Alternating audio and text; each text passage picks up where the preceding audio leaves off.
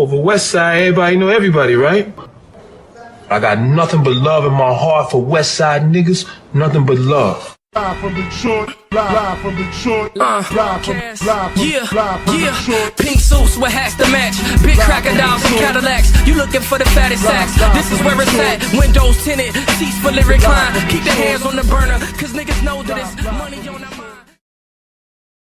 Yo, what up, though? It's your man, Jay Johnson, a.k.a. the tinfoil hat titan, a.k.a. the conspiracy realist, a.k.a. the technology snob, Steve Jobs Jr. Don't text me with your green bubbles, a.k.a. I only debate my equals, everybody else I teach, also known as Juice, because all the hoes say J.U. Ice, Young Caesar, because you know you can't roam without me, Mister, if you don't like me, fight me. I got kicked out of Noah's Ark because they couldn't find another animal just like me, a.k.a. the West Side T'Challa, the new leader of Wakanda. Don't debate me, debate your mama.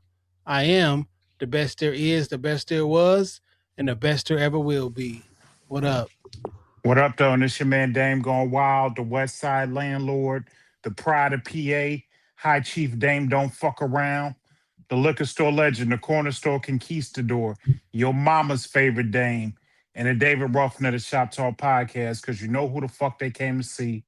Not you, Otis. It's no better than these four letters. Thank God for Dame. And if you speaking on Dame, you better say it nice. And if you don't put the boss in front, then bitch, you're not saying it right. It's the Honorable Judge Boss Dame in this bitch. All rise. I am a motherfucking black belt, and it's time for the Kumite. Let's go. Yo, welcome back. Shop Talk Podcast, episode 519. On you hoes. Back up in this thing. First and foremost, I want to say thank y'all for tapping in with us. Thank y'all for going to the YouTube, watching the videos and clips and all that. I did watch it on YouTube last weekend. Thank you. I did watch it on YouTube. I was pleasantly surprised how handsome I am on camera. Just, I'm far more handsome than any of you all's men out there. Far more. Just leaps and bounds. And the 4K makes me look even better. This is what you got going on is not 4K. It is 4K. This is not 4K. I don't know what this is. I told you to wipe off your lens and it got worse. I don't wear glasses. I don't be knowing how to like. You don't know how to take a club. Side note, look at this. This is amazing. It's like I would never eat buffalo sauce, by the way. But you don't eat buffalo. You don't eat buffalo wings. I mean ranch. Is that ranch supposed to be in there? Oh yeah, I don't want ranch with my buffalo wings neither. Bring the boss blue cheese. But no, these wipes that clean off lenses and glasses and shit, and it's made look like some chicken wings on this side, and like the container, they make a couple of the ones. They got something look like fries, nachos, all different types of shit.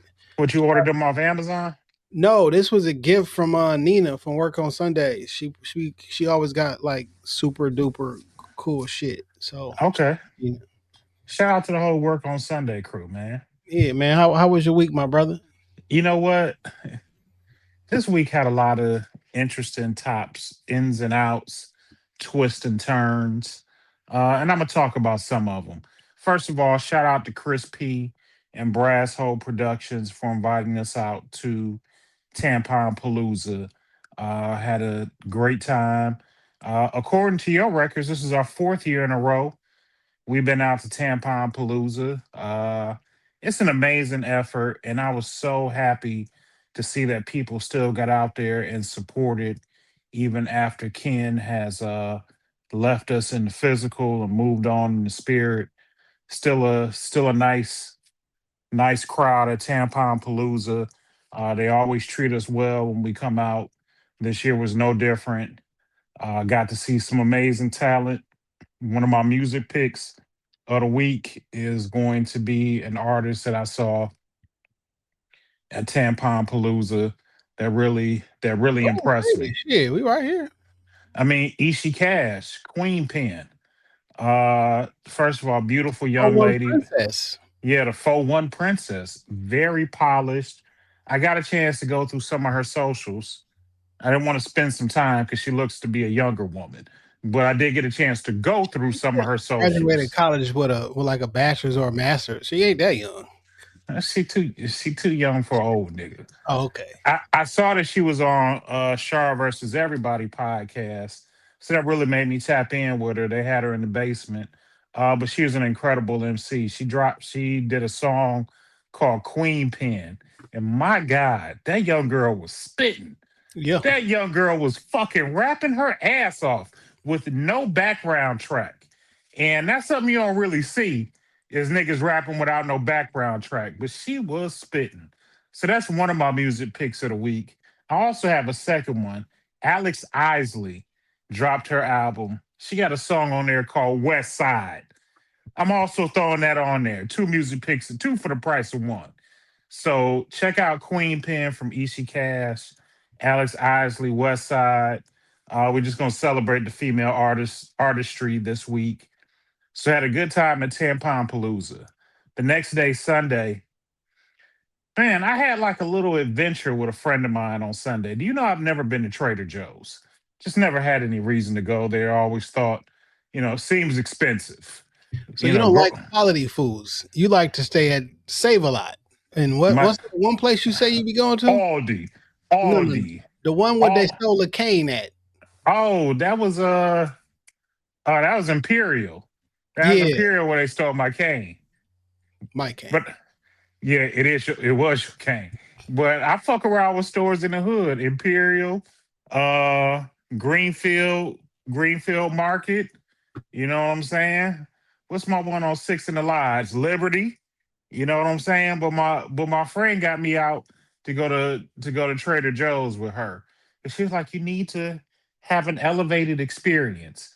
My God, Trader Joe's is fucking nice. And everybody in that bitch was like all the workers in that bitch were very pleasurable. It was very, very nice. It was so nice. They was like, because they've been going through construction, they had professional face painters there. Like people were getting their face painted, pause, and buying groceries. It was such a nice experience. That's a definitely interesting experience. Have you ever had honey mangoes, my nigga? No, I have never had a honey mango. They got them at Trader Joe's, $5.99 to get you 4 of them. I mean, I'm familiar with Trader Joe's. I used to get some wine there, but the wine was more like Tiger Balm. It's a very specific wine. We drunk it at the studio before. Man, nigga, they had wine tasting going like you could sip wine and walk through the store. I was like, they never do this at Kroger's. Hey, Dame, welcome to 2012. I don't know what to tell you. Hey, my nigga, I go to Liberty. I get my basket. I got a list. Here's an order of my list that it's in. It feel like produce. It feel like it's stinking Liberty. Like I can smell the rotten meat on the counter right now. Pause. Hey, my nigga, I don't be shopping. So the person I was with, she was like, she started listing like grocery stores like Trader Joe's, Whole Goods, Nino Savaggio. I'm like, I've never been in any of these places.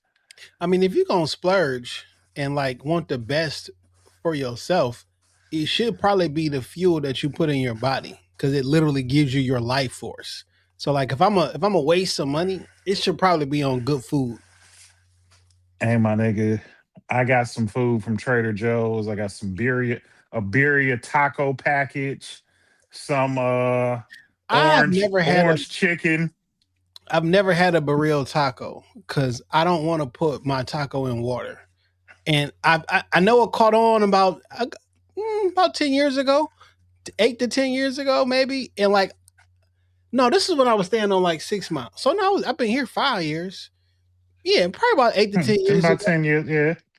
I don't understand it. Well, I don't want a wet taco unless it's a wet taco. You feel the consomme is supposed to add what's flavor to consomme. I haven't made the taco pack yet. I did make. I'm not gonna say her name.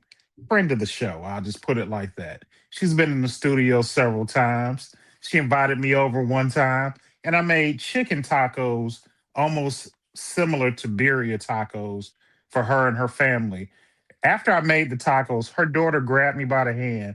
Couldn't have been no more than like 7 or 8. She was like, "Mr. Damon, these are the best tacos I've ever had in my life." I Straight from said, Imperial Market.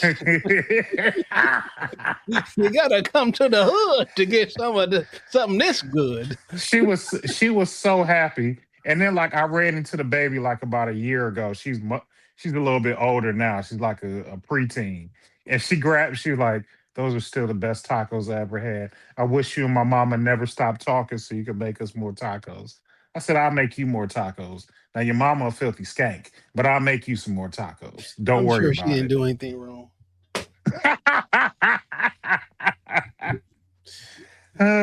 Disrespect. I don't even know who the woman is, but don't disrespect that woman like that, man. She's been in the studio with us a few times.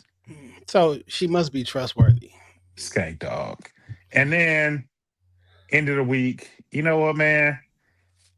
I tried to be a good nigga. I'm not gonna go into detail, but I tried to be a good nigga. And it didn't work. I tried for about 3 weeks. It didn't work. As you can see, my new name up on the screen, Ice Cold Slim Daddy. I'm going back to pimping. That's the only reason I put these names on the screen so we can have a conversation about this. There has never been a time in life when anybody has remotely referred to you as Ice Cold Slim Daddy. You just got skinny. You've just said it. So I have been referred to as such. I said skinny. That's not one of the words that's on here. You said it. There's no time nobody has referred to you as Ice Cold Slim Daddy. You said it. I have been. You just referred to me as such. I never referred to you as that. And that's the only name I will answer to for the remainder of the episode. And if you don't say it all together, I can't respond to you.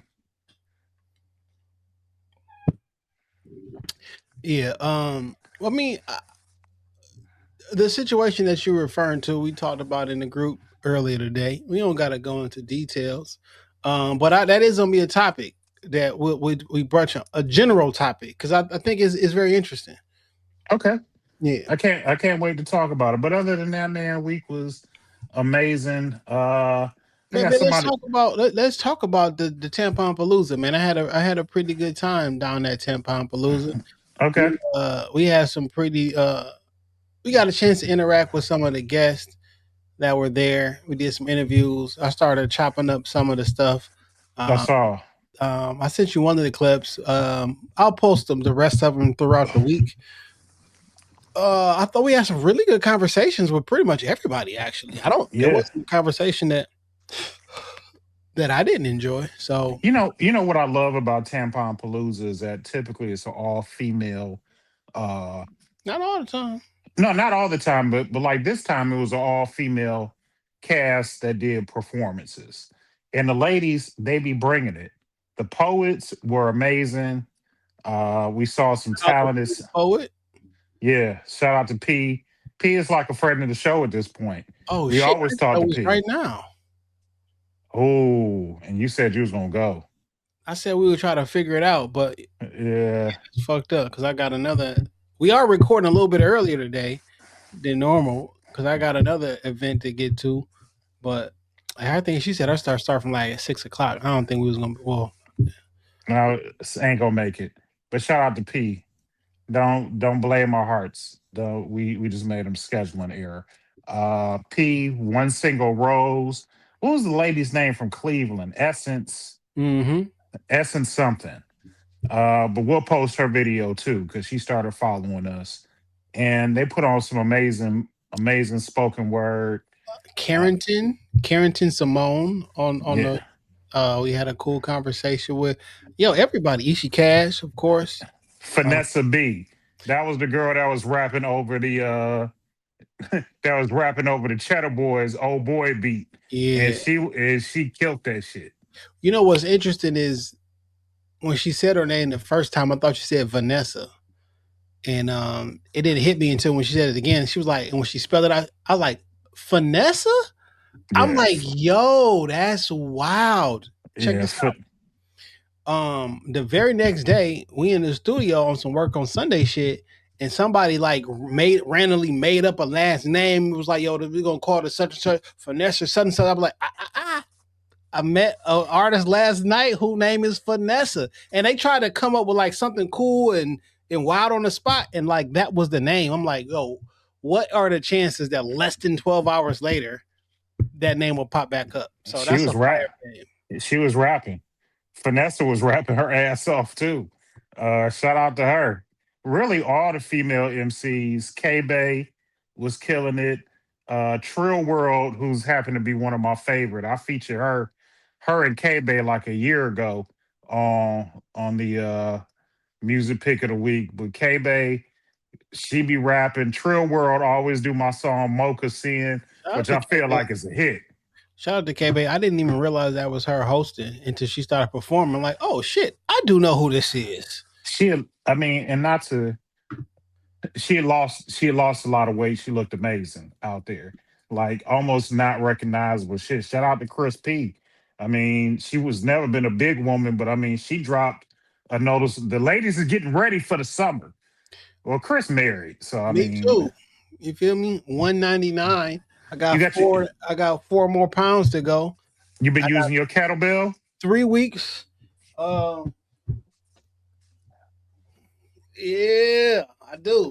I bought me a kettlebell last weekend too. The doctor said I got 2 more weeks before I can start working out, and then I'm gonna be on my kettlebell with you because I'm taking my shirt off this summer. One of y'all gonna lick my nipples out on the streets, guaranteed. I'm taking this shirt off this summer. Just watch. Always take it too far when he on a video chat with another nigga. He always too far. I'm talking about the ladies. I know. I don't want you. My nipples should scare you, but I'm talking about the ladies. Very much so. Keep your shirt on.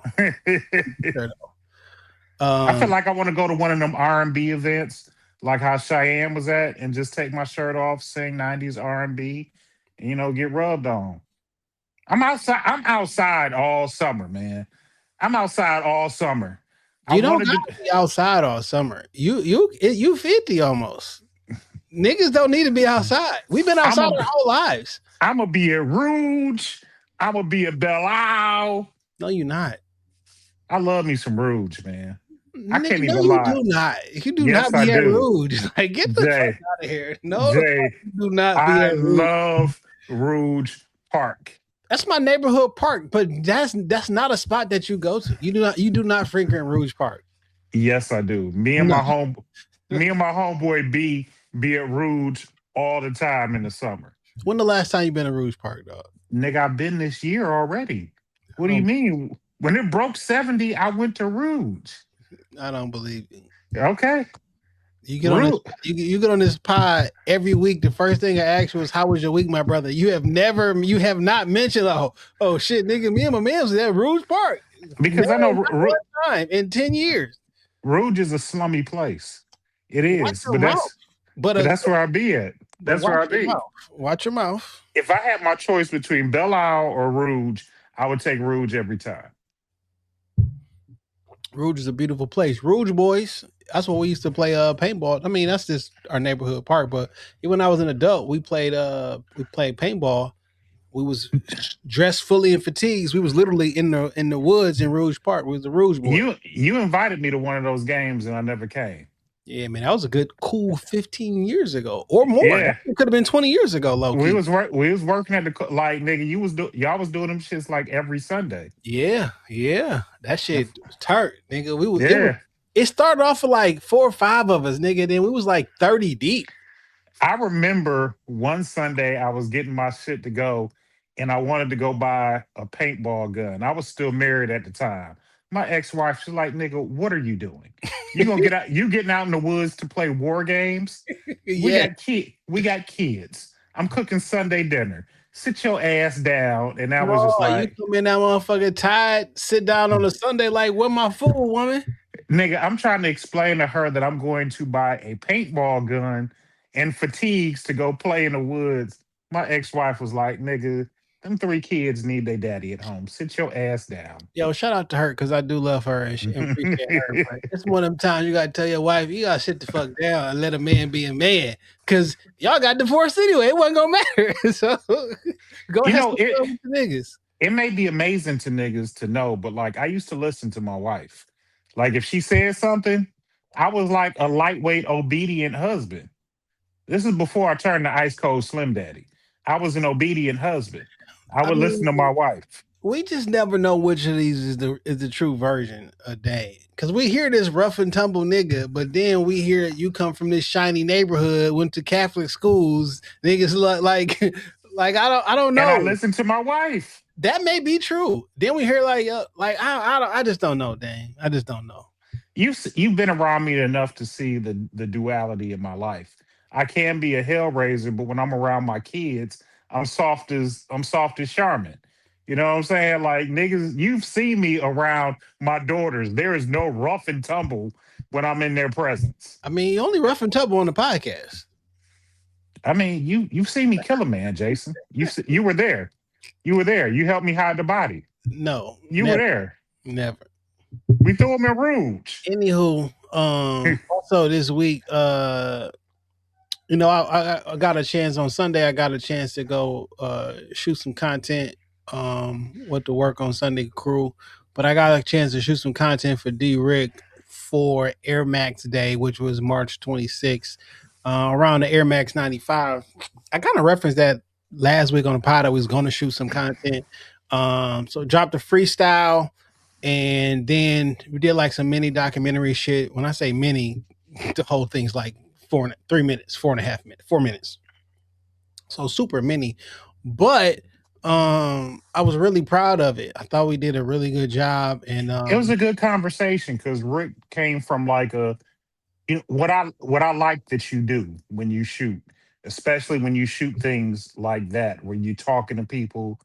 I know you're asking them questions, but you're not on camera asking them and probing them for questions. But one thing that I like that you do is that you really get very personal with people when you ask them questions. Because I found like this old video of you talking to me, you're off camera and asking me some shit, and I was like, damn, this really came out really good. But yeah, I like how Rick really opened up about why the Air Max 95s are special to him. And I think as a sneakerhead or just niggas that wear, not even using that term sneakerhead, but just like niggas that enjoy sneakers, there's always that one shoe that brings you to like a point of nostalgia. Like this shoe right here changed the way that I felt about the sneaker game. You know what I'm saying? What was that one shoe for you? I don't know, man. It might be a few. I know my first pair of Jordans was like the Jordan 12s. Like the I think technically they was the flu game joints, the black and red, the bread 12s. Okay. That was like the first pair of Jordans I ever bought or had. I think I was like in maybe 10th grade. I think I may have been in 10th grade. But like the 13s was like super cold. Like once I got a job in the 11th grade, and ever since I got a job, I was buying the shoes. I was Right. buying the school clothes, whatever. So like back in the day, Wallabies, my nigga.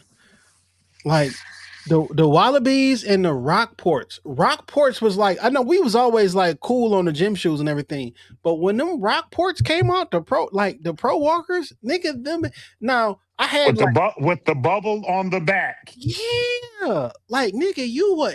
I had the first versions, like the softer kind, because the other ones, like the fresh ones, was $105 or $95, whatever. And like that's a lot of money for Yeah. a 16-year-old making $4.75 an hour. You know what I'm saying? Like that's a lot of fucking money. But like, so that's how I always felt when Jada Kiss said saved up for some Jordans, bought some Jordans. The next 2 weeks she was broke again or some shit like that. Like nigga, that was That was my life working at the mall. That was my life. Shout out to my nigga Travis. I worked at the movie theater on one end of the mall. My nigga Travis worked at Sibley Shoes at the other end of the mall, and whenever I would get my bread up, my nigga Travis would let me use that Sibley's discount. That's how I had the cream and the black Pro Walkers. Plus, I had them Gore-Tex boots. My brother was a senior in high school. He was going to Cody, but I was at Cass. I stole that nigga's shoes and wore them bitches. When I was in Cass, niggas thought I had it. No, I didn't. You had an older brother. You had it. You feel me? He ain't know. You know what I'm saying? I was rocking the motherfucking when the answers dropped, nigga, the Ivos came out. Like, of course I couldn't afford no fucking Iversons, but that nigga had a job and gold and like, you know, cars. You know what I'm saying? So I was rocking his shit. You know what I'm saying? When I fucked up my Wallabies, me and him, he had some too. His looked better than mine. I was sneaking that motherfucker. No, that was the original kit. When you worked at I worked at the mall, and nigga, I worked my way around the mall. I went to Sibley's. I forget what jewelry store was in there. It was like a K Jewelers. Yeah, it was probably like a K. Yeah, it's probably like a K Jewelers. I put a chain and a pendant on layaway. $400, and I paid that bitch down. My first credit card, nigga, was the MJ Diamonds, nigga. The jury went got a gold watch. You feel me? Last week, when I posted that picture of us at the senior luncheon, the watch I had on, that gold watch I had on, was my first credit card. Nigga, I didn't realize that was P with the braids. Yeah. Until like I took like a close. I was like, P had beads on the end of his braids and shit. Yeah, man. Let me try to think. I had braids when I was like in middle school, but Pete might be the first person I knew outside of like Pete had braids like when I first met, like his whole life at one point. You know what I'm saying? Like, yeah, like Pete was braided up for sure. In any event, that content we put out, the freestyle was dope. You know what I'm saying? Randomly in the studio, we was looking for a particular beat. And initially, we were looking for some shit from 95. And I was going to go with the original intro for the Shop Talk, but I was like, nah. And I said, AZ Sugar Hero. And I started playing. He was like, boom, we got it. And the verse he had or the whatever, the freestyle he wrote out, that shit fit perfect as if he wrote it to that. And we was literally just in there. No, go with this one. Went in there. Basically, it was like 1.5, taked it, came out, and he just was rapping it because the performance portion of the video, he had just came out from recording it and it was playing it back, and he just started rapping it, and I just grabbed the camera and started recording. You know what I'm saying? So it wasn't even we're about to shoot an in-studio performance. Like I just started organic. Yeah. You know what I'm saying? And like the other shots of him like in the booths sitting down was maybe 5 minutes before that. And that was him actually recording that vocals. You know what I'm saying? And everything just worked out. And when I was in a creative space. So like I run through the edit and I fixed it. I'm like, boom, I sent you a copy, right? Like, boom, yo, check this out. But I changed that shit like 6 more times. You know what I'm saying? Like, nah, then I'm like, every time I find something like, oh shit, this is a better transition. And he like, no, I wanted to look gritty like 95. I'm like, man, I love the clean look. You know what I'm saying? But like, look, we got different places where this shit going out. On the YouTube, I'll put that bitch in landscape, which I think video should be shot in. I hate vertical video, by the way. Hate it with a passion. Because we don't look at the world like this. We look at the world horizontally. Yeah. You know, the full landscape mode. I feel you. But I changed that shit a million times. Then this morning I'm coming up with different ideas. It's too late now. America's Day is over. The videos is posted. But I got my own. I got the jjohnson.jpg where I put my photography and shit. But I still do got Carter Media Productions where I put different versions of different things for different clients when to see what kind of work I can do. You know what I'm saying? So I thought that was really good. If y'all haven't checked it out, I'll probably leave some links or just go follow the shit is out there. You know what I'm saying? And both reels did really, really good, got really, really good feedback, follows, and all that other good shit. So I'm happy about that. Oh, one other thing. I got my taxes done this week, and I want to shout out to my accountant, Regina, because I owed a lot of money in taxes. And she did her professional thug fizzle and brought my amount down to very little. I told her I would shout her out in a couple weeks. She asked if she could come on. Absolutely. But shout out to her for saving me from tax hell this week. Okay, shout out to her. You know, I ain't did mine yet, so maybe she can hook me up. She's good. She's good people. She's a good, solid friend of mine. I've known her for 25 plus years. Yeah, she saved me because I'd have owed about 7 racks had she not have done her magic with numbers.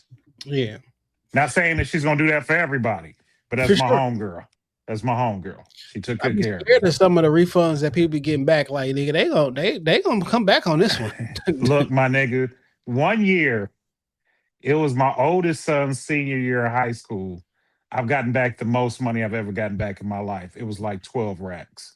My taxes have been the fuck up ever since then.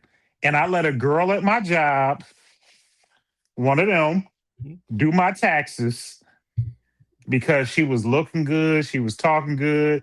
She was like, "Dave, you got all these kids. I'm gonna get you back, guaranteed." I was like, "All right, bitch, you got So it." this my thing. AI been doing everything except taxes. What makes a regular person think that you like the AI or whatever the case may be? Don't it know about all the new laws and different weird like what can a person do besides lie? That the coding and the AI and everything, it just seemed like well, this shouldn't even be a thing no more. It I also don't know. seems like this is a scam. At the end of Ta- the year, why are regular people scrambling trying to figure out how much should I owe? What do I this to this? Why is this a thing? You niggas take the money directly out the check. Why am I settling up at the end of the year? You've been taking it all year. Because the government will keep it if you don't know how to get it back. They'll just keep your money. I don't like this shit, dog. I don't like it neither. One of my exes did taxes and she hit me up in like December, like, "I know you're gonna let me do your taxes. I know the fuck you not gonna do my taxes. Bitch, I'll never give you my social security number. Never. I know the fuck you not gonna do my taxes." Upload your taxes, your W-2s and all your taxes to insert whatever AI thing that you do without your name and without your social and have it run a mock of your tax and see what it come back as. Cause what the shit doing everything else, taking everybody else fucking jobs. It can't do this. This seems like if AI could do something, it seems like this the thing it It can should do. definitely be able to do my taxes. Like, cause why not? Definitely. Or there should be an AI program that does do them. I don't get it.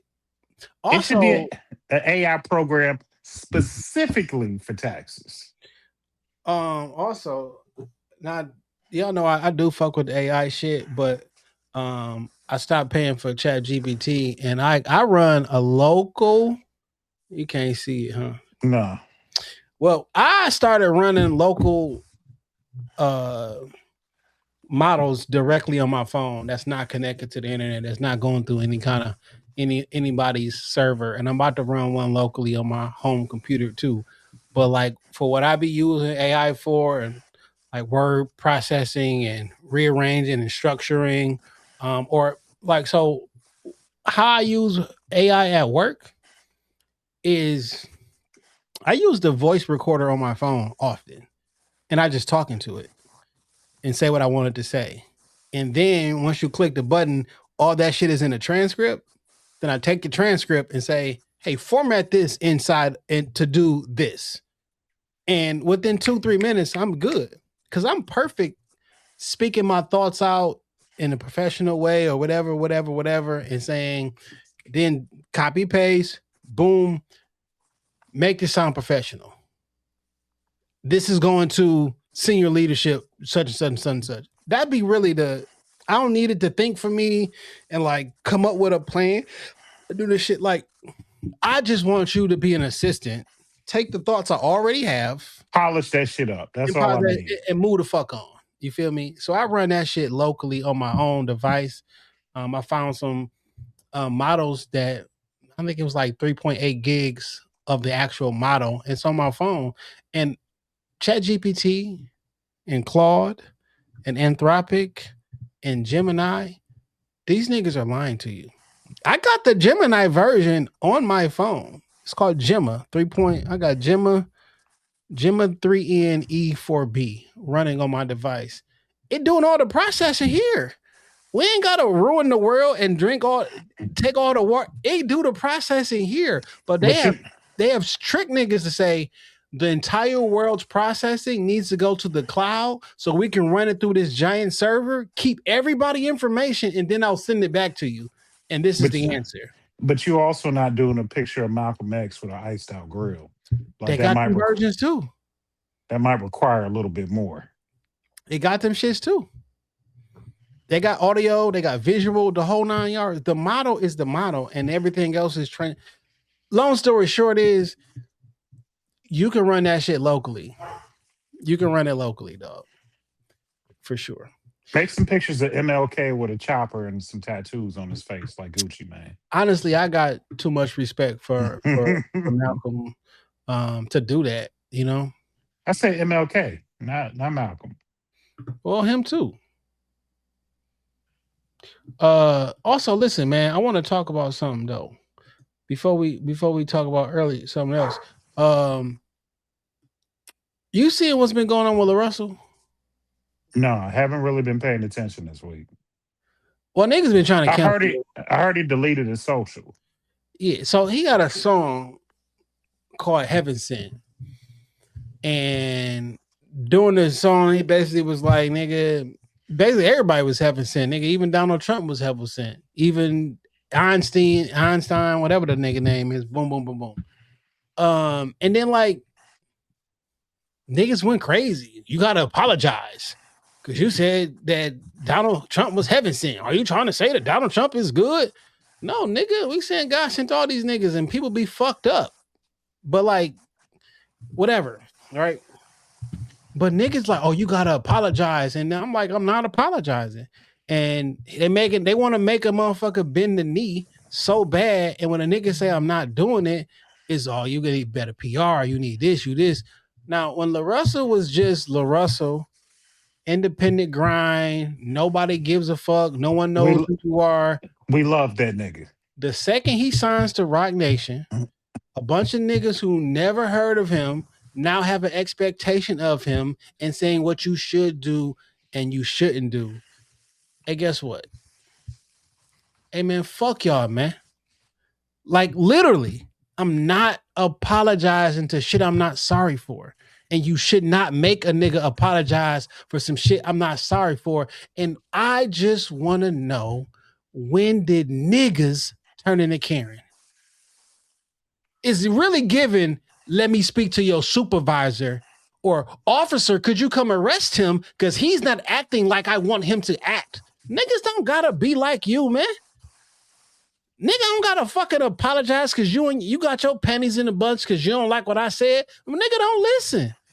No, you gotta have respect for nigga. Shut your bitch ass up, man. What niggas are turning into Karens, and I just don't know why. When did this happen? That is crazy to me. But it does sound like Karen, but every time you don't like a nigga, say, yo, we gotta band together. These are type of nigga. No, we ain't got to band together. Shit. Fuck is you talking? No, I do not. Does that mean I agree with every fucking lyric LaRussell said? That nigga say what the fuck he want to say, dog. Because it don't matter to me. Niggas. I don't agree with a lot of shit niggas saying. And I'm like, you don't have to. You don't. That's the beauty of it all. If you don't like it, listen to something else. Niggas are mad that he doubling down on I'm not apologizing. Did you think you did anything wrong? No. Could you possibly said it? No. Nigga, this is my art. Don't tell me how to do my art. I think we start to get into a scary place when we're looking to censor niggas in their art. If the art isn't for you, it's just not for you. Go look at something else. Go listen to something else. Go read something else. There's art out there that's specifically for you. And when shit isn't for you, go find what is. This is. I want to see if I can. Look, I'm about to share this. I'm going to share this screen right quick, and I'm going to tell you why specifically I do not have a problem with this.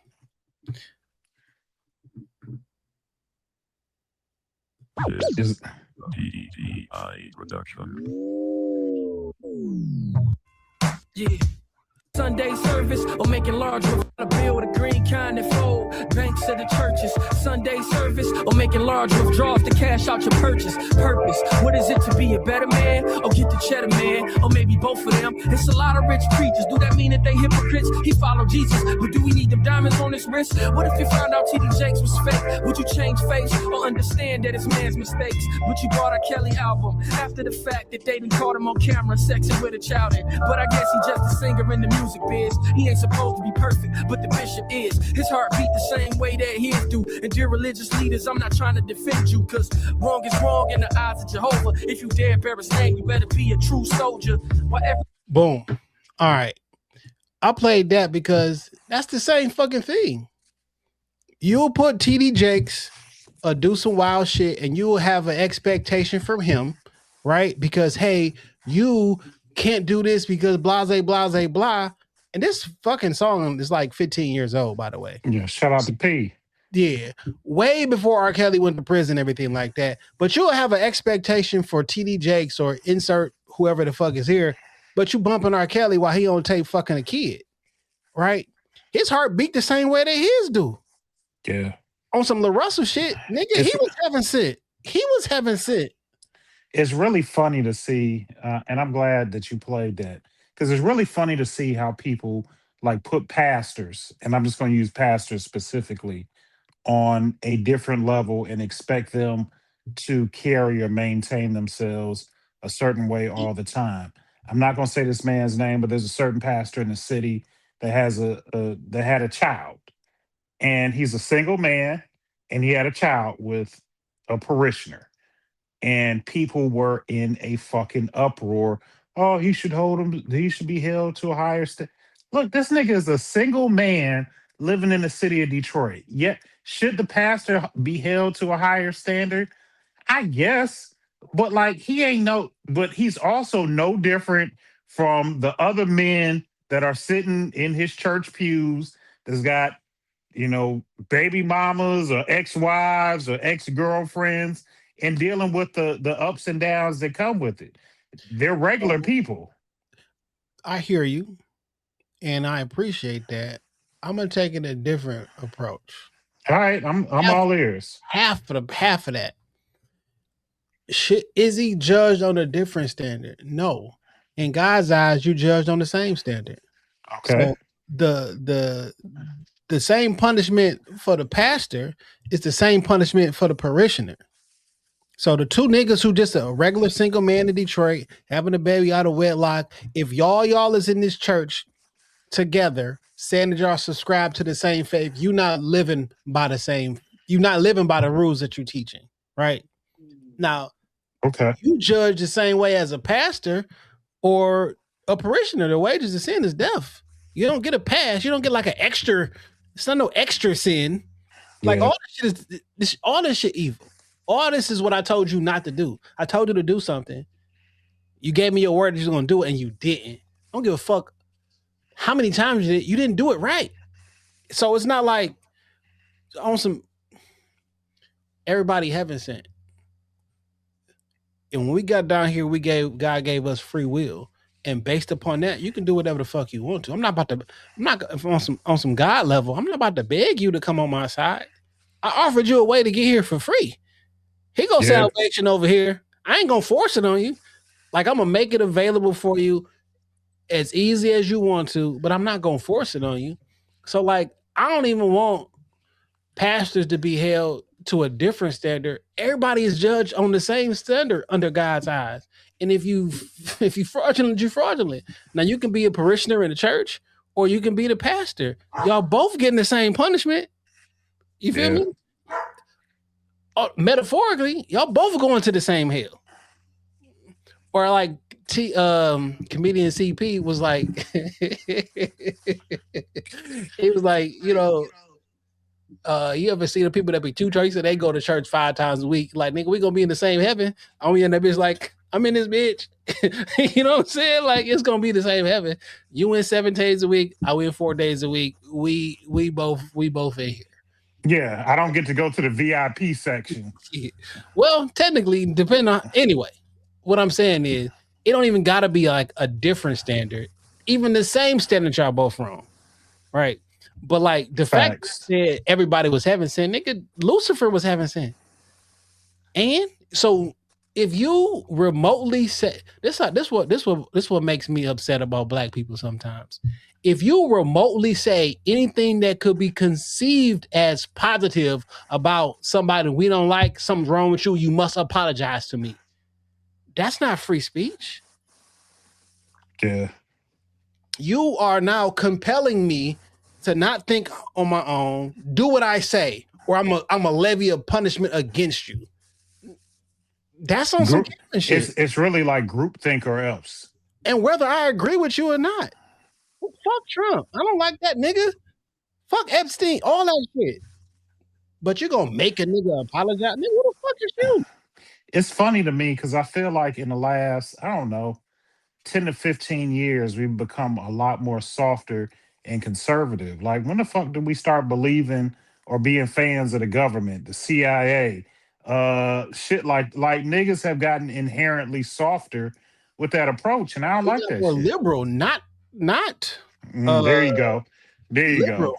Not conservative. Conservative be like, nigga, I'm gonna do my shit. The government, stay your bitch ass over there while we do our own shit. Less government.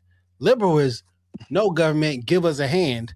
You should come out and dictate everything like this. No, get the fuck away from me. But like I just think it's so demeaning, in my opinion. These are my words, in my opinion, my thought, my point of view is when somebody says something that you don't like, you gonna demand that they apologize? And when I'm like, I'm not apologizing because I don't negotiate with terrorists, nigga. Fuck you. I feel you. I'm not doing that shit, dog. I would prefer not to do that unless I'm actually sorry.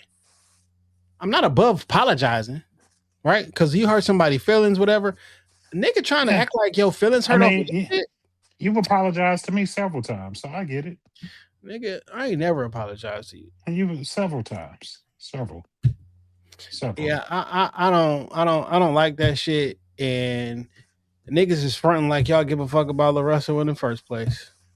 Cause you don't. Now that you know who he is or kind of know who he is, somebody told you how to feel about the situation. Now you want to cancel me. How the fuck you gonna cancel me and you ain't never listened to me? You ain't never put no dollar in my pocket. I'm just like, how the fuck do people get canceled? Because I just don't believe in that shit. I'm just saying, some point in the future, they gonna come for me. And if I'm not sorry, I'm not apologizing, and I'm gonna double down. And if you demand for me to apologize, I want you to know beforehand, nigga, fuck you too. I can't wait for that episode of Whose Mans Is This when they come for you. Because I'm going to be able to stand up for my boy. Like, that's my man. That's my Jay Johnson. Talking crazy. Carrying an AK up the street. That's Jay Johnson. Yeah, dog. I don't like it, dog. I just don't fucking like that type of shit, man. You know who else they trying to get to apologize this week? I know it's not on the same level, but Drewski did that skit where he is imitating Charlie Kirk's wife, and she and her minions. That tweet, by the way, that tweet that's floating around from her is not real. Okay, well, she definitely trying to get that nigga to apologize, and that nigga is acting like he does not hear them. Listen, that's his freedom of speech. When he did the church shit and niggas was up in arms and shit like that, I give my opinion on it. I'm not asking him to apologize. You feel me? And I look at his spoofs like this This is nothing different than what Saturday Night Live been doing for 50 years. Nothing different. Yeah. So let me see if I can find this shit because I saw this shit on the Shop Talk. I don't know why Twitter be giving me like why you were going tweets on the Shop Talk page, but some weird ass nigga says, now if this was reverse, can you imagine if this was reverse and a white person put on blackface, everybody be up in arms? We ain't gotta imagine, nigga. That's why the term exists. We live in a country where that was the norm. Like Yes. white people put on makeup. You right. I would be up in arms, but this I don't give a fuck about. You're exactly right. Thank you, Captain Obvious, for bringing that shit to my attention. You're right. I would be up in arms. But for Erica Kirk, I don't give a fuck. God's Will Red, whatever the fuck. Drewski does whiteface mocking Erica Kirk, and it's very funny to everyone. But imagine a white man doing this to a black woman. The world wouldn't be silent at all. Racism goes both ways, but a white on black act always sparks outrage. Yeah, nigga, because we fight back sometimes. It's different. And I don't care if you understand the nuance of difference. I And don't this is give a fuck. allegedly a black man, but this is also a cartoon black face, so it's probably a bot. Give a fuck less. So what? Yep, I would be in uproar, but in this case, I'm not. I think it's fucking funny. Anytime Drewski dresses up and imitates a white person, that shit is spot fucking on, and I think it's funny. The end. But he also, so what happens when he imitate black people? I think a lot of that nigga shit is funny. When he imitated the church, I laughed. I did. I think that nigga's content, for the most part, be funny. So, yeah, dog. It is what it is, and he got the right to create his art the way the way he sees fit. And if you don't like the fucking art, change the channel, change the page you watching, do something different. I'm trying to think. And I'm really trying to think because I don't want to just say it and it just be like some hyperbole shit. Off the top of my head, I can't ever remember a time when I asked somebody for an apology. Okay. Like, where does this shit come from? This whole demanding that niggas apologize and shit. I ain't talking about like the funny shit when we be in a group. I'd be joking, but like in terms of like real life, I don't need no apology. If you say some shit that offends me, like you just a bitch ass nigga to me and fuck you. But I don't need you to be like, hey, my nigga.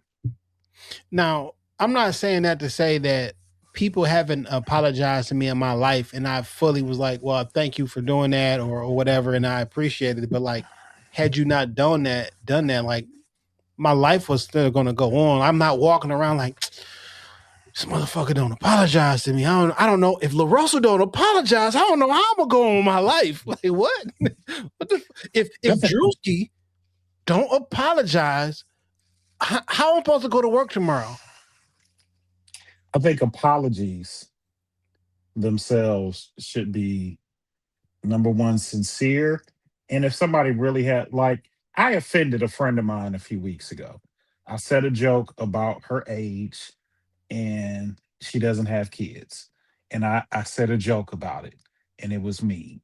Now, I thought it was funny when it rolled off of my lips, but when I saw her reaction and she didn't speak to me for a few days, I knew I offended her. So I called back, hat in hand, and said, hey, I apologize. It was not my intent to offend you or make you upset. I understand you are a woman of a certain age. You desire a family and kids. It has not come to pass. And like she is worried that it may never happen. Yeah. And I shouldn't have took light of that because while she may make a joke about me being Father Abraham and having a ton of kids. What if that was offensive to you though? I mean, What if? But I know what I said to her offended her. So I did call back and apologize. And I wanted to make it personable, and I wanted it to be sincere because I hurt a friend of mine. And I think that's how apologies should, like, nigga, nobody is really hurt by LaRussell giving his opinion of what he feels. You're not hurt by that shit. It's okay. He says some shit you don't agree with, and that's fine. But you're not hurt by it. He not fucking with your family. You know what I'm saying? Like, ain't nobody losing no money. He said his opinion. He's an artist. Artists say a lot of wild shit. A lot of wild shit. Just happens to be LaRussell today. Now, I didn't always have this. I didn't always have this point of view. But like, you ever read the Four Agreements? I have. Be Like, impeccable with your words. that, but more importantly, don't take anything personally Yeah. because it dictates nothing. Nothing that another person does or says is because of you. Rather, it's a projection of their own realities, their own beliefs, and their own internal struggles. So, even though you said that to her, that shit ain't had nothing to do with you, dog. You told her the joke, it hurt her feelings. Her feelings was hurt because of her own shit that she got. Her own Absolutely. insecurities and whatever. That don't mean you don't apologize, but like literally, that shit has nothing to do with you. Like if she didn't go through that trauma, you say the exact same thing. It's just a joke. It doesn't land the same, whatever. And I don't think you would. I don't know what you were trying to do, but like it don't got shit to do. Anything bad that you do to me, that shit ain't got shit to do with me. That got all to do with you. You was in a grumpy ass mood to this morning. You woke up trying to offend somebody. That got more to do with you than it got to do with me. I'm just the nigga who received it. Like I don't got nothing to do with me. That got everything to do with the anger that you got, or you was in a bad day, or you got cussed out, blah blah blah. And the person who got offended by what you said, nigga, this was the last straw. It's a million other straws there. You didn't put all 1 million straws there. And it could have been the same thing. She may have got cussed out. She may have had a bad day. You know, this, like you said, this was her last straw on a Friday at 4:00. So I mean, I just happened to be the nigga that delivered the blow. So I try not to when I don't take things personally, I'm like, one, I get that what I said rubbed you the wrong way, but that's you and not me because that wasn't my intent. But I know that sounds wild, and even when you reading the book, he'd be like, I know it sounds like evil or whatever the case may be, but like, nigga, that got to do with them. Like I didn't. Yeah. They've been alive 50 years. You feel me? All that shit led you to this moment, and I don't have control of all those 50 years. You know, that don't give you a license to just be mean to people, but like if you go around being mean to people, it's not the people you being mean to fault, it's your own fault. Yeah. So which is weird to me, why I'm like, why do niggas want an apology from Drewski? Why do niggas want an apology from the Russell? Like, what the fuck do they got to do with your life? They don't know you, nigga.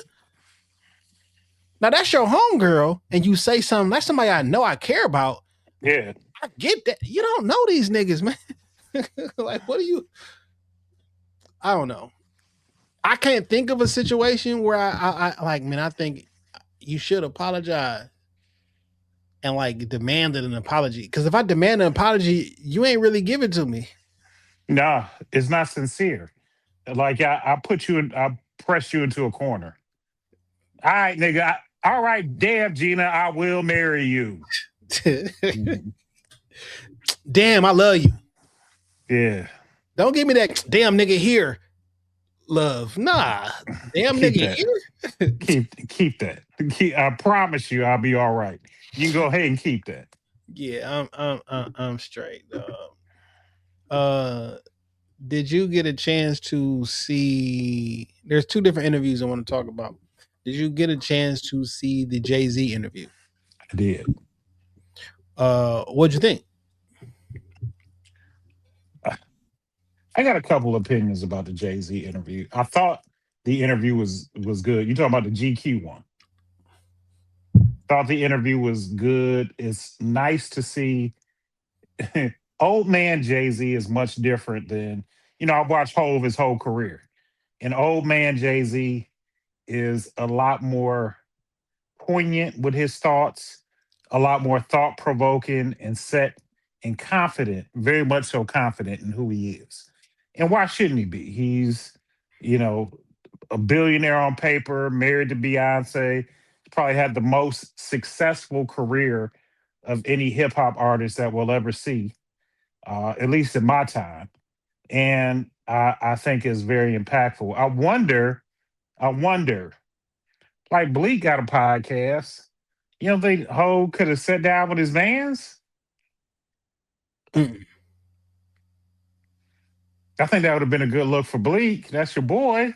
But We talk about that all the time. He was like, because them niggas talk to each other like they talk to each other differently. Like he talks shit to Jay, Jay talks shit to him. I don't think people not ready for that conversation between them two like that. they are so absolutely. There's a different way that I talk to my friends than Yeah. as I talk to, you know, other people. I do think that's going to happen, but like Bleak talk about that shit all the time. He was like, nigga, we talk, we be like roasting, like, yo, bitch ass still calling me about this shit, or like they like roast each other and shit. Bleak seemed like a cool guy. His stories are always interesting, you know what I'm saying? But like, I would like to see that, but like that's still little bro to Jay. Like what my little niggas is who grown as fuck. They always gonna be my little niggas. And I don't use that term as like Just disparagingly. like I Verge get a it. grown ass man, but you probably still look at like that's Lil Verge from down the street. That's like my little brother. You know what I'm saying? Like Verge is a grown man with kids, Like, lives independently, but like in the back of my mind, do I still like I've known Virgil since he was 4 years old. Like he's like a younger brother to me, but I get what you say. Yeah. and you always got a playful, we got this rapport in this. Now, you gotta talk on some man shit all the time, but like Absolutely. outside of seriousness, nigga, you the little brother still, nigga. Nigga, I remember we used to throw snow in your ear. Like, Yeah. I'll just say this to starting off with. The type of work I like to do creatively with the camera and all of this shit is like interviews and things like this. I thought it was shot beautiful. Right? Oh yeah, absolutely. The angles, the set design, the colors, the color grade. I see they had some slider work, multiple, like the shit looked amazing. And I would love the opportunity to shoot interviews like that. I want to be the person that people call to when they want an interview done correctly. Even if I'm not the one conducting the interview, I still want to Produced it. Yeah.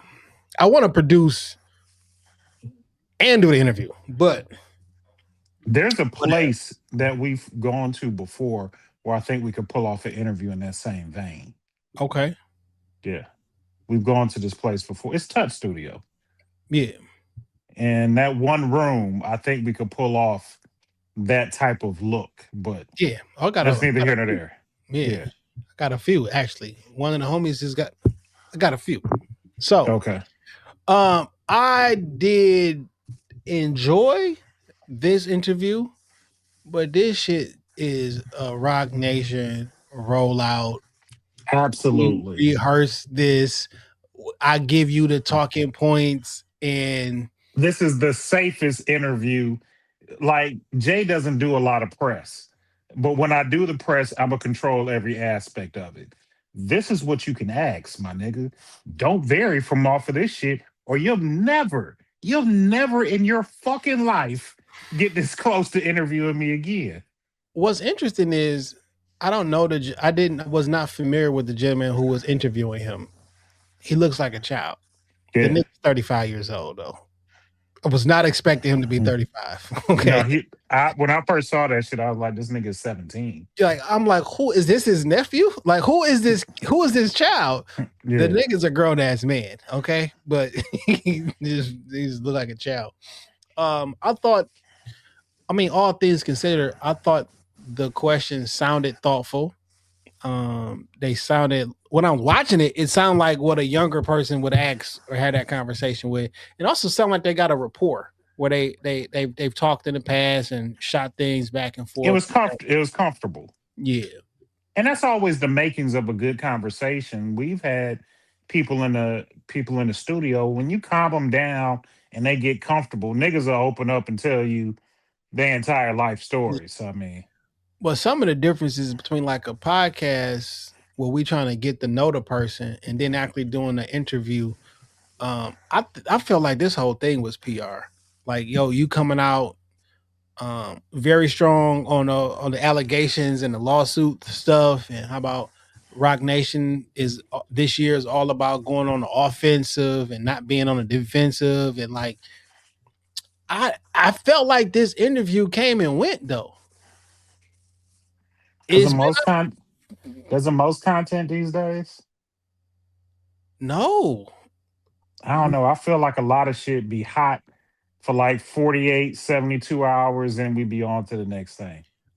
Nigga, I just announced a tour and like niggas are buying tickets from all across the country. Like this is, I feel like if this interview was done differently, I think it would be, different.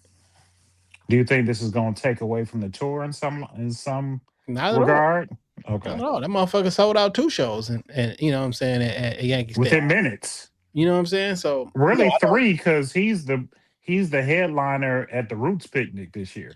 yeah, that ain't at Yankee Stadium though. No, it's not. It's not. Yeah. But like they opened up another day, so he gonna do 2 days in Yankee Stadium. You know what I'm saying? You know, much success, but like I don't know. The interview was cool. It was shot great. It was cool. I like how he talked about his daughter, talk about Blue, and like that the different Being a dad, shit. man. That's a good conversation here. There's nothing bad about this interview. I just want to accept that it just feel like Rockefeller. I mean, feel like Rock Nation PR.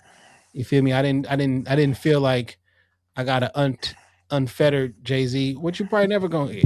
You know, I don't know. No, not at this stage in his career. Yeah.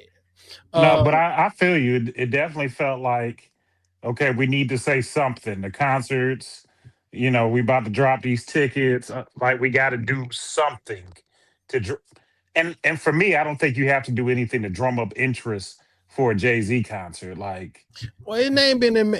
They keep throwing his name in some dastardly things, and I feel yeah, like he had to respond. And this is the best way I can respond in a controlled environment where people don't.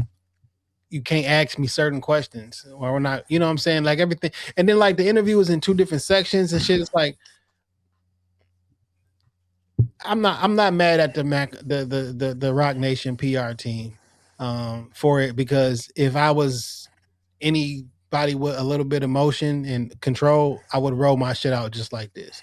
I would dictate the content. There's nothing wrong with you dictating your own narrative and dictating your own content and not having to go somewhere and get interrogated, you know what I'm saying, for the sake of who? You know what I'm saying? Like I mean shit. So my nigga, me and you have the ability. If something were to happen, just hypothetically, me and you have the ability to somewhat control the narrative and who we want to talk to, how we want that shit to be presented. And we're on I'm at no level close to Jay-Z, but like if I can control he ain't what's better than out me there, though. no, but I'm just saying I may not have the same connects, but if I can control what's put out there, why wouldn't I control it? Some shit went down me, I shoot the interview. Yeah. Or I'll have you do it. Me and you would do the interview. Shit. You know what I'm saying? But like I would control my own narrative, because I hear what you niggas saying, but like it's not true. Fuck what you talking about. So yeah.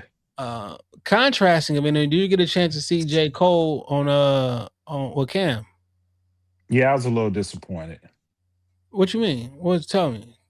Well, when I first saw the clip of like Cam or like J. Cole walking into the studio, and I should have known better. You know what I'm saying? Like we deal with media. I understand how certain shit is put out there to invoke feeling. That was probably all, it's all content. It was rehearsed. This is how we gonna do it. I was expecting like a confrontational, but like nigga, it's all a big hug fest. This whole shit was real. Now that one little clip for advertisement, that little 30-second was cool, but like this shit was 100% real. It's never really no beef. You know what I'm saying? Like we boys, it was a misunderstanding. I tried to get your attention. This is what I did. Yeah, I mean, I don't. Now you here. I thought it was good, man, because you get a chance. One, this how interview, in my opinion, this how interviews should be. We don't get cold interviews often. We damn near never get cold interviews. You know what I'm saying? The last time he did an interview, 5 years ago, with Angie, probably longer than that because that was before the pandemic. He was sitting at a piano on Hot 97 and shit. Angie not even on Hot 97 no more. So like, it's been like a long time. He don't do a bunch of interviews, but like, he got a chance to hear what was going on. Cause when the lawsuit dropped, he like, yo, you suing niggas, dog? I thought Cole kept it honest in his feelings about how he felt about the lawsuit, and you know, it is what it is. And I thought both, it is what it is, no pun intended. But I thought they had a really good conversation. And one of the things I thought was interesting, and I think is something that you can pull away, is when he was texting and saying like, hey, not gonna be able to do this on this particular day or whatever. And he felt from Cam's side, like I felt the energy. He said I had to give him a call because nigga, you really don't know me. You know what I'm saying? Like we cool, but like you may think I'm trying to play you because we don't have a lot of one-on-one time together. And you got to remember, like, you really don't know these niggas, man. Even some of your friends or some of your associates that you hang out with, like, think about the situations that y'all have been in together. And like, do you know how this person responds in this mood, in this, in this? Like, y'all know each other in the circumstances. And like, when you got like industry friends, there's a lot of niggas I meet in the pie industry and in the creative industry that y'all been seeing each other and having you good conversations 15, 20 years. But you're not my homeboy. You don't know like this in real life, yeah. Like you don't know him, right? You feel like you do, but you don't know him. So he said, you know what? We don't really know each other like that. So let's try to get to know each other first so you can understand I'm coming from a genuine place. You know what I'm saying? And I think that is super important. And when I say you don't know these niggas, it's not like in a negative light to say like these aren't your real friends and no shit like that. But sometimes you got to get to know somebody better so you know how they react when y'all not seeing eye to eye or y'all have a difference of opinion. Not an argument, but a difference of opinion. I think Absolutely. You should do this way and you think that way. We got a difference of opinion. You got to know who you're dealing with. And sometimes you just don't. Yeah. Shit can get ugly. I like this interview that he did with Cam, because Cam asked him about a bunch of different shit about the Kendrick and shit, and he talked, nigga, this is what happened. Kendrick was supposed to be on 2 songs on the Fall Off. Yeah. And believe it or not, Curve pointed this out to me. He let me see if I can find it. There's a Kendrick ad-lib on this album. It is on Who the Fuck Is You? And it is like 1 minute and 36 seconds into Who the Fuck Is You? Boom. Yeah, 1 minute 36 seconds. Kendrick Lamar is on an ad-lib saying, bitch. So he was probably gonna be on Who the Fuck Is You? Because one of his ad-libs is still there. I don't know if that just got left in by mistake or that was an Easter egg. That was probably an Easter egg. And there's a verse sitting out there that we might not hear for a while. 2 different songs on the album. Now, I got on this pod a year ago and a couple months ago and told you what I thought was going down. and like how I felt sorry for J. Cole, where I've been trying to wrap up the end of my career. I had this album I'm putting out with the mixtape, and then 2 months later, the Fall Off was supposed to come out right after my Delete Later. And I'm like, in the middle of all this shit, this beef shit come, I'm like, fuck. And we ain't get that goddamn album till 2 years later. So shit I was right about. You know what I'm saying? But it was pretty good. Last thing, man, before we get out of here. How closely have you been watching what's going on with this United States of Israel and Iran war? United States of Israel. I've been watching it pretty closely because I got gas this week and it was 409. Filled my tank up at 409. That's high or low? That's high. I don't know what gas be because I don't. You know what I'm saying? No, I ain't trying to be funny. I don't look at the damn gas no more. So like, I don't even know what was it like a couple months ago and shit. I mean, literally like 2 weeks ago, I was paying like 360. I've seen it drop down to like 309 ish. You know what I'm saying? So, around $3 is, I don't like it, but like that's what I've grown accustomed to. Man, I just remember 03. Getting a brand new job and new hire training, and we was in the gas. We was arguing, and you know how niggas get around and like complaining about gas being high. It was $1.60, $1.59. I remember when gas. We was like because we was just so mad, and I was driving like my brother, F-150, not F-150, Ram truck. So I had that Lincoln, but like whoever car was like in the driveway, like we'll just grab a key and get the fuck on. You know what I'm saying? Because whatever. But like I ain't got time. $1.60, $1.59. We was livid because I grew up on 99 cents, 88 cents. I remember when I was an intern at JLB, we did a promotion where the gas was 97 cents. Shit, nigga, I remember when gas went up to $2. I was like, I'm not gonna be able to go to work. I'm not gonna be able to drive. I gotta find something. I gotta find a job 10 minutes from the house. Like I was working out in Plymouth and gas went up to $2 a gallon. I was like, I'm not gonna be able to afford to work here no more. We used to be like, gas been $5 before. Like I've bought gas. Yeah, for sure. And I'm like, nigga, this old school. Nigga, it's a combo meal for every gallon of gas. Now you can't get a combo meal for $5. That's not a thing anymore. Nah. Like, let me get 12 combo meals on 4. Like, but now we about to lose though. Lose the war? Yes. Okay, why do you feel that? There's no way that we can win.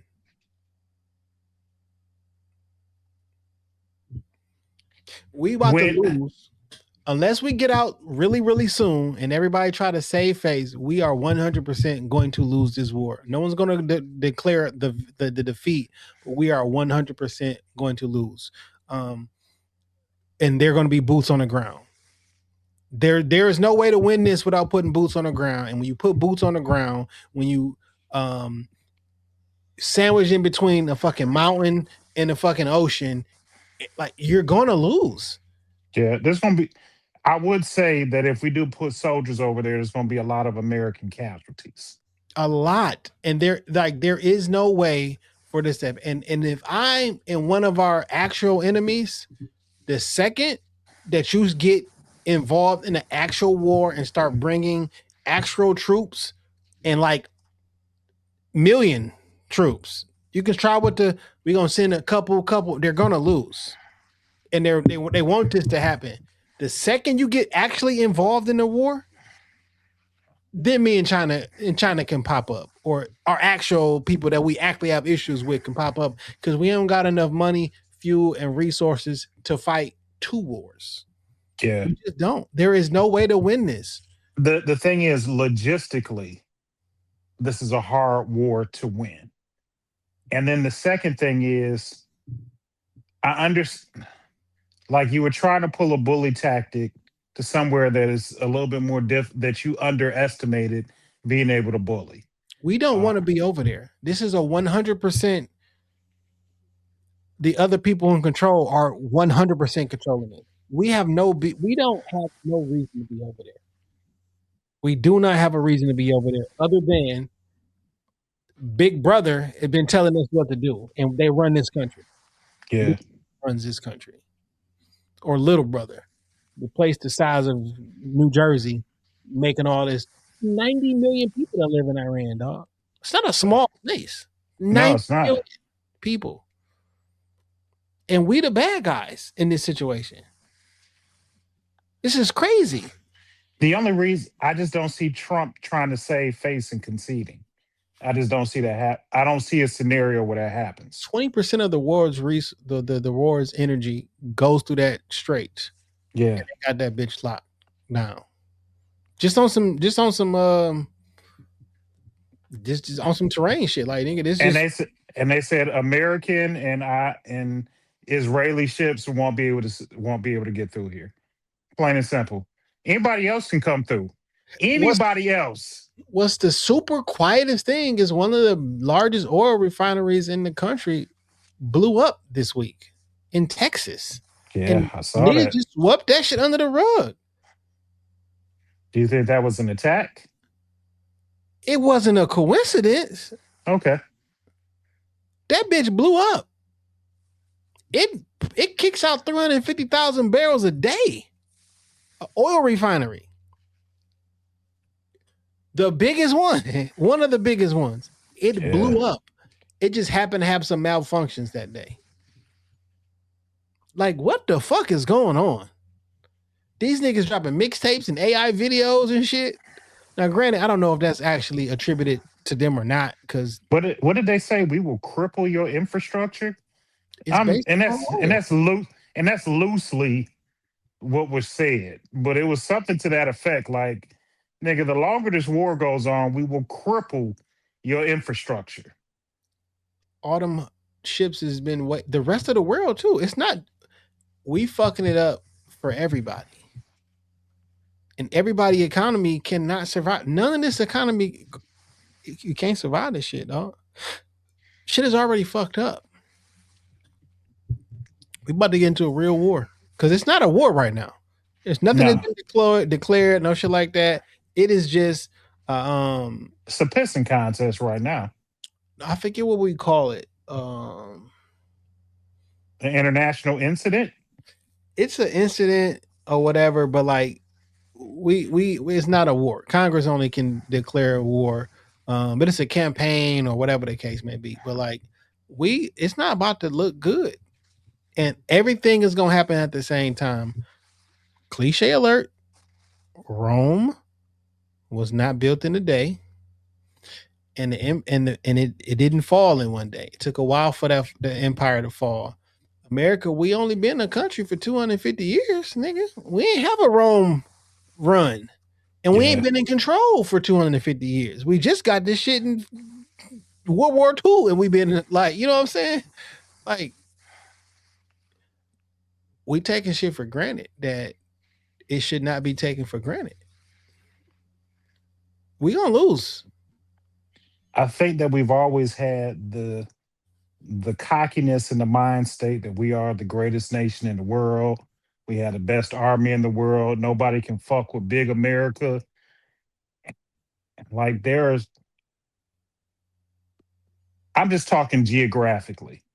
When I look at a map, that is a hard, and I'm no war expert by any stretch of the imagination.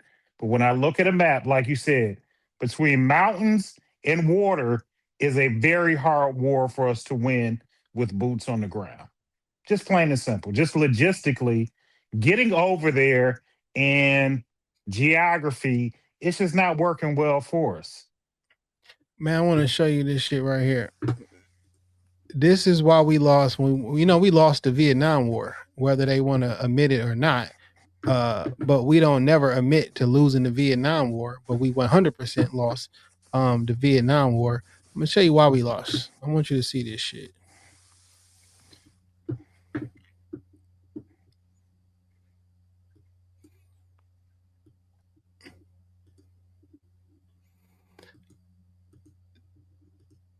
Oh shit.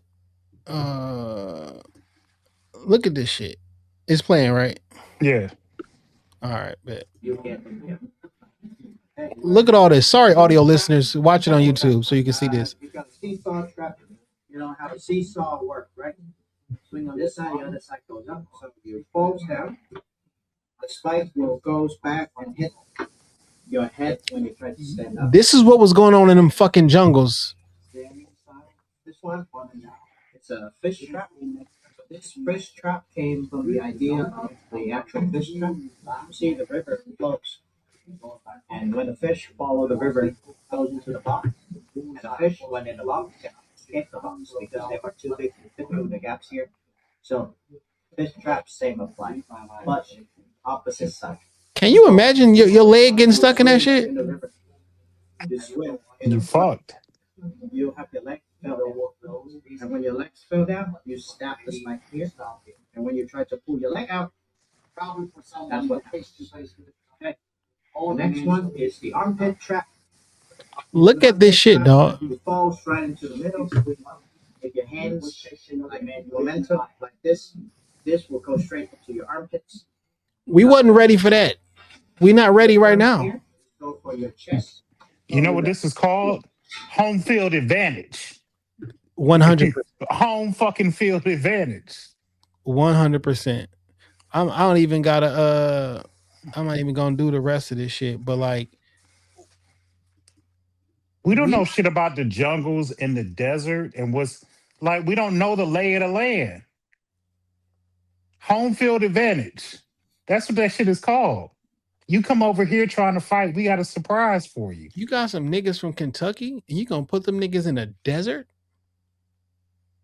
in mountains that you're not familiar with, in 110-degree weather, in full army get up. We just got up a 20-year war that we lost. Say it again. Niggas Literally. do not.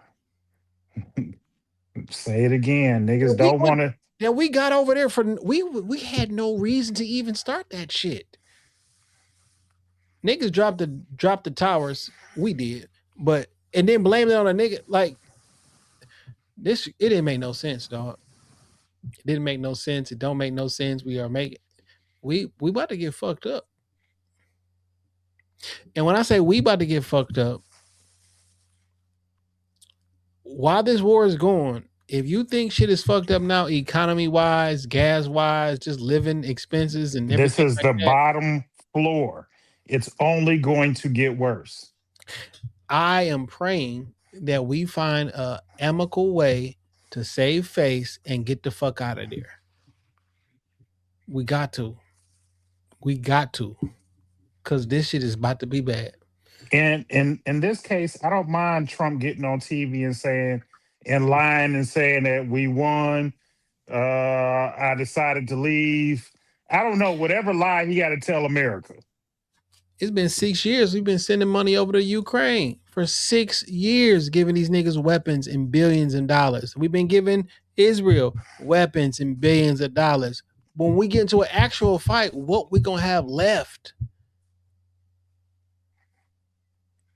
Don't know. Neither one of them niggas over in Russia and Ukraine won't even say one of y'all won or lost, because that's not how it happens no more. Nobody admits defeat unless you're really fucked up. You know what I'm saying? We ain't got it, dog. Dog in the White House, he is not in control. My personal opinion, ain't nobody ever in control in that seat, but that's a different topic for a different day. Dog is really not in control. No, you right about that, though. You're 100% right about that. The people in control been in control for a long time. It ain't the nigga that's sitting in that seat. I know you got this shit from Game of Thrones, but I've heard you say it more than once, and it rings true. Money is not power. Power is power. Plain and simple. Power is fucking power. That's it. You know? And when you have it, there's nothing nobody else can do about it. Power is fucking power. Two things in wars: money and violence. If we don't got the ability to be violent, then you got to find something monetarily that will fix a situation. And money and I'm afraid right now we don't have either. I'm afraid we don't have either. Yeah. So that's it, man. The Whose Mans Is This was Drewski, because not as in a negative, right? But like, who is Drewski friends though? Like, do we got like a homeboy that he be with and shit? I don't know enough about that nigga. You know, I don't be watching the Could Have Been Records show or the Drewski dating show. Some of that shit be funny as hell. Nav, I'm not a giant Drewski fan. Nav be hanging with him. Who? The comedian Nav. Little Nav short Creed brown. or some shit. Yeah, he be hanging with him. Man, that shit wild. We already did our music picks, man. So it's time for this fucking Benny. Yeah, it's your man Dame going wild. Ice Cold Slim Daddy. On everything that matters. At me, talk to me, I'll talk back. Shout out to everybody for supporting us. The support and love we received at Tampon Palooza was amazing. We out in these streets, man. When you see the blue and the black, you know where the fuck you at. It's Shoptalkpodcast, bitch. Yo, shout out to y'all. 519 weeks ain't no joke. We appreciate you. Follow the YouTube. Follow on everything that matters. Shoptalk Podcast. My dog here is wrapping up, so it's time for him to come out. He knows when we wrapping up the podcast just because of how it sounds when we wrap up the podcast. It's crazy work. But when you see the blue and the black, you know where you at. I'm not saying we the Rockefeller podcast, but we are Jay and Dane. Hell yeah. Look at this nigga. Look at that run out thing. He just know he going to the bathroom. That's crazy. Peace. Live from the short, live from the short.